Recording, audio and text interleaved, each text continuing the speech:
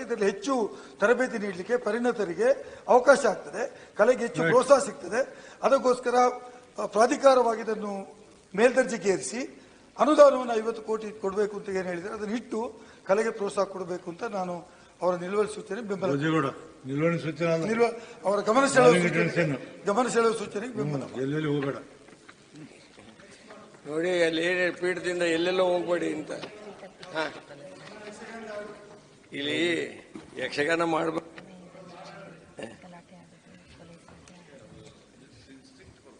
ಆಯ್ತು, ಸಭಾಧ್ಯಕ್ಷರೇ, ಅವಕಾಶಕ್ಕಾಗಿ ಧನ್ಯವಾದಗಳು.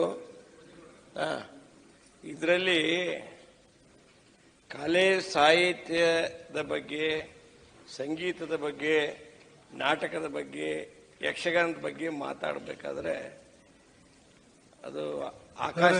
ಚೀಟಿ ಕಳಿಸಿನ ಆ ಚೀಟಿನ ಓದ್ದೆ, ಲಾಸ್ಟ್ ಲೈನ್ ಅರ್ಥ ಆಗ್ಲಿಲ್ಲ ನನಗೆ. ಅಲ್ಲ, ಲಾಸ್ಟ್ ಲೈನ್ ಅರ್ಥ ಆಗ್ದಂಗೆ ಬರ್ದಿರೋದು ತಮ್ದೊಂದು ದೊಡ್ಡ ಕಲೆ ಅಂತ ನಾನು ತಿಳ್ಕೊಂಡಿದ್ದೀನಿ. ಕಳಿಸ್ಯಾರ ಚೀಟಿ, ಬಹಳ ಕಷ್ಟಪಟ್ಟು ಓದ್ತಾ ಇದೀನಿ, ಲಾಸ್ಟ್ ಲೈನ್ ಅರ್ಥ ಆಗ್ತಿಲ್ಲ. ಅದು ಒಂದು ದೊಡ್ಡ ಕಲೆ ತಮ್ಮ. ಸಭಾಪತಿಗಳೇ, ಅದಕ್ಕೆ ಧನ್ಯವಾದ. ಸಭಾಪತಿಗಳೇ, ಮುಖ್ಯ ಸಚೇತಕರು ಸಕಲ ಕಲಾ ವಲ್ಲಭ ಅಂತ ಹೇಳಿದ್ರು. ಆ ಸಕಲ ಕಲಾ ವಲ್ಲಭ ಆಗ್ಬೇಕಾದ್ರೆ ಯಾವ್ಯಾವ ಕಲೆ ಕಲ್ತಿರ್ಬೇಕು ಸ್ವಲ್ಪ ಬೆಳಕು ಚೆಲ್ಲಬೇಕು. ನಿಪುಣರವರು ಅದು ನೋಡಿ, ನಾನು ಒಂದು ಹೇಳ್ತೀನಿ, ಈ ಸದನದಲ್ಲಿ ಯಾರು ಬೇಕಾದ್ರೂ ಟ್ರೆಸ್ ಪಾಸ್ ಮಾಡ್ಬೋದು. ನಾನು ಬಹಳ ಅದನ್ನೇನು ಬಹಳ ಗಂಭೀರವಾಗಿ ತಾಣಲ್ಲ, ಎಲ್ಲವನ್ನು ಬಹಳ ಸ್ಪೋರ್ಟಿವ್ ಆಗಿ ತಾಣ್ತೀನಿ ನಾನು. ಅದರಲ್ಲಿ ಏನು ಎರಡನೇ ಮಾತಿಲ್ಲ. ನೋಡಿ, ಇವಾಗ ಅವ್ರು ನಮ್ಮ ಭಂಡಾರಿಯವರು ಕೇಳಿರ್ತಕ್ಕಂಥದ್ದು ಯಕ್ಷಗಾನ ಕಲೆಯನ್ನ ಇನ್ನೂ ಪೋಷಿಸಿ ಮುಗಿಲೆತ್ತರಕ್ಕೆ ಬೆಳೆಸಬೇಕು ಅನ್ನೋ ವಿಚಾರದಲ್ಲಿ ಬಹಳ ಅತ್ಯಂತ ಸಮಯೋಚಿತವಾಗಿ ಇದನ್ನ ಮೂವ್ ಮಾಡಿದ್ದಾರೆ. ಹಾಗಾಗಿ ನಾವೆಲ್ಲರೂ ಕೂಡ ಅದಕ್ಕೆ ಬೆಂಬಲವನ್ನು ಕೊಡಬೇಕಾಗ್ತದೆ. ಯಕ್ಷಗಾನ ಬೇರೆ ಅಲ್ಲ, ಯಕ್ಷಗಾನದಲ್ಲಿ ಬರ್ತಕ್ಕಂಥ ಸಾಹಿತ್ಯ ಇರ್ಬೋದು, ನಾಟಕ ಕಲೆಗಳಿರ್ಬೋದು, ಬೇರೆ ಬೇರೆ ದೃಷ್ಟಿಕೋನಗಳಲ್ಲಿ ಮಾಡಿರ್ತಕ್ಕಂಥದ್ದು ಜಾನಪದದ ಇನ್ನೊಂದು ಭಾಗ. ನಾವಿವತ್ತು, ನಾನು ಆಗಲೇ ಯಾವಾಗಲೂ ಮಾತಾಡುವಾಗ ನಾನು ಹೇಳ್ತೀನಿ, ಈ ನಾಡನ್ನು ಕಟ್ಟಿರ್ತಕ್ಕಂಥದ್ದು ವಚನ ಸಾಹಿತ್ಯದ ಅಡಿಯಲ್ಲಿ, ದಾಸ ಸಾಹಿತ್ಯದ ಅಡಿಯಲ್ಲಿ, ಜಾನಪದ ಸಾಹಿತ್ಯದ ಅಡಿಯಲ್ಲಿ, ತತ್ವಪದಗಳ ಆಧಾರದಲ್ಲಿ ಈ ನಾಡನ್ನು ಕಟ್ಟಿರ್ತಕ್ಕಂಥದ್ದು.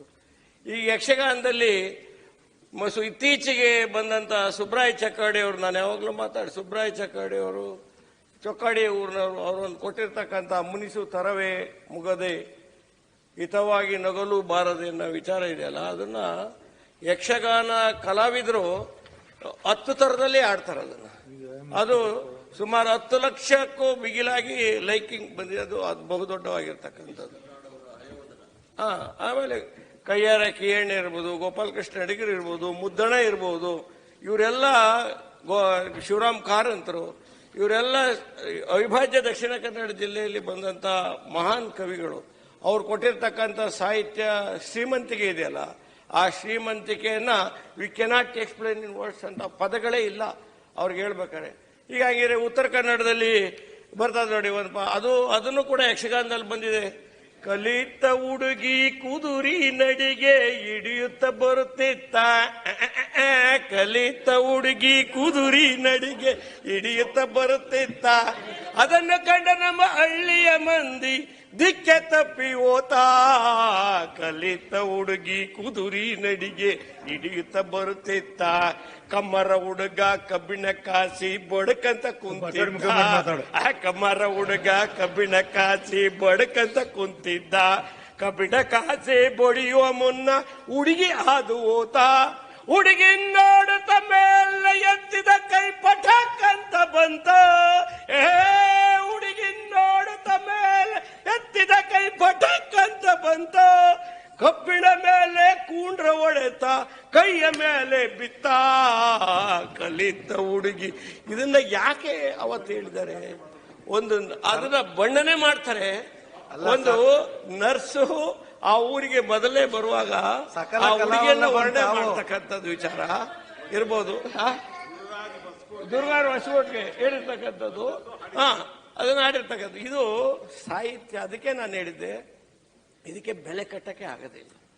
ಹಾಗಾದ್ರೆ ಹೇಳಿದೆ, ಎಷ್ಟೊಂದು ಕಾಲದಿಂದ ಅಂಬಲಿಸಿದೆ ನೀ ಬಂದು ಸೇರಿ ನನ್ನ ಮುದಗೊಳಿಸಿದೆ, ಜೀವನದ 100 ಕನಸು ನನಸಾಗಿದೆ, ಜೀವನದ 100 ಕನಸು ನನಸಾಗಿದೆ, ಜೊತೆ ಸೇರಲು ಜೀವನ ಪಾವನ ಮುನಿಸುತ್ತರವೇ ಮುಗದೆ ಹಿತವಾಗಿ ನಗಲು ಬಾರ. ನಾವಿರ್ತಕ್ಕಂಥ ಸಭೆಯಲ್ಲಿ ಭೋಜೇಗೌಡ್ರೆ ಯಾರಿಗೆ ಅಂತ ಹೇಳ್ಬಿಡಿ, ಅಲ್ಲ ಯಾರಿಗೆ ಹೇಳ್ತಾ ಇದ್ರಿ ಅಂತ ಹೇಳ್ಬಿಡಿ, ಗೊತ್ತಾಗ್ಲಿ ಎಲ್ಲರಿಗೂ. ಅಲ್ಲ ನಾವ್ ಯಾವಾಗ ಈ ಕಡೆ ಮುಖ ಮಾತಾಡೋದು ಈಗ ಮುಖ ಮಾಡಿ ಮಾತಾಡೋದು. ಭೋಜೇಗೌಡ್ರೆ ಇದು ಯಕ್ಷಗಾನದ ಸಬ್ಜೆಕ್ಟ್, ನೀವು ಯಕ್ಷಗಾನದಿಂದ ಬೇರೆ ಹೋಗ್ಬಿಟ್ಟಿರ ಈಗ. ಇದು ಯಕ್ಷಗಾನದ ಇದು ಜಾನಪದ, ನೋಡಿ ಇದು ಜಾನಪದ ಗೀತೆ. ಇದರಲ್ಲಿ ಒಂದ್ ಸೆಕೆಂಡ್, ಯಕ್ಷಗಾನದಲ್ಲಿ ಈ ಮುನಿಸು ತರವೇನ ನಿಮ್ಮ ಎಲ್ಲ ಯಕ್ಷಗಾನ ಕಲಾವಿದರು ಪ್ರತಿಯೊಂದು ಯಕ್ಷಗಾನದಲ್ಲೂ ಕೂಡ ಆಡ್ತಕ್ಕಂಥ ತೆಗೆದು ನೋಡಿ, ಯೂಟ್ಯೂಬ್ ತೆಗೆದು ನೋಡಿ, ಹೌದೇನ್ರಿ? ಇದೇ ಮತ್ತೆ ನಾನು ಯಕ್ಷಗಾನ ಬಿಟ್ಟೆಲ್ಲ ಹೋಗಿದ್ದೀನಿ. ಮುಗಿಸ್ಲಾ? ಕರೆಕ್ಟ್ ಇದೆಯಾ? ಇಲ್ಲ ಕೂಡಲೇ ಕೂರ್ತೀನಿ. ಬೇಡ ಬೇಡ ಕುತ್ಕೋ, ಕೂರ್ಲಾ? ಕುಡ್ಕೋ. ಕುದುರೆ